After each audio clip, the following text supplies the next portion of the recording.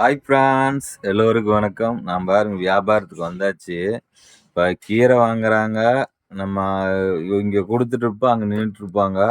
ஆனால் காசு எடுத்துட்டு கையில் எடுத்துட்டுலாம் நிற்க மாட்டாங்க. நம்மக்கிட்ட வாங்கிட்டு போய் உள்ளே போய் தொலாவி அதுக்கப்புறம் காசு எடுத்துட்டு அப்புறம் வந்து கொடுப்பாங்க. அதனால் ரொம்ப ரேட் ஆகுது. கொஞ்சம் நேரமாக குயிக்காக வந்தீங்கன்னா டக்குன்னு நான் கீரை வியாபாரம் பண்ணிட்டு வீட்டுக்கு போவேன். இல்லைன்னா இங்கேயே 12 மணி வரைக்கும் சுற்றுவேன். அப்புறம் சில பேர் பார்த்தீங்கன்னா, மாடி ஏறுவாங்க.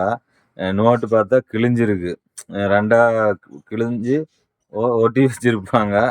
அப்புறம் அந்த நோட்ட கொண்டு வந்து குடுப்பாங்க. செல்லாதுன்னா மறுபடியும் மாடி மேல ஏறி போயி, அதுக்கப்புறம் செல் எடுத்துட்டு வருவாங்க.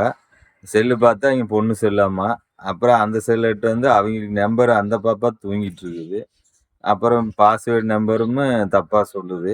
நான் 6 நம்பர் சொல்லுது. இங்க 4 நம்பர் தான் கேட்குது பின்னு. அப்புறம் அதுக்கப்புறம் நான் கேட்டு, அப்புறம் பாஸ்வேர்ட் நான் போட்டு, அதுக்கப்புறம் தான் வர மாரி இருக்கு. கொஞ்சம் பார்த்து குயிக்கா இது பண்ணீங்கன்னா பரவாயில்லைங்க. இப்ப பார்த்தீங்கன்னா, நாங்க இங்க எப்பன்னா பொங்குபாளையம்பாங்க, கிருஷ்ணா நகர்ம்பாங்க.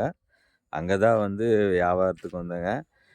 அப்புறம் சீக்கிரம் சட்டுன்னு காசு எடுத்துட்டு வந்து கீரை வாங்கிட்டு போனா, எனக்கு கொஞ்சம் வேலை சீக்கிரம் குயிக்கா முடியும்.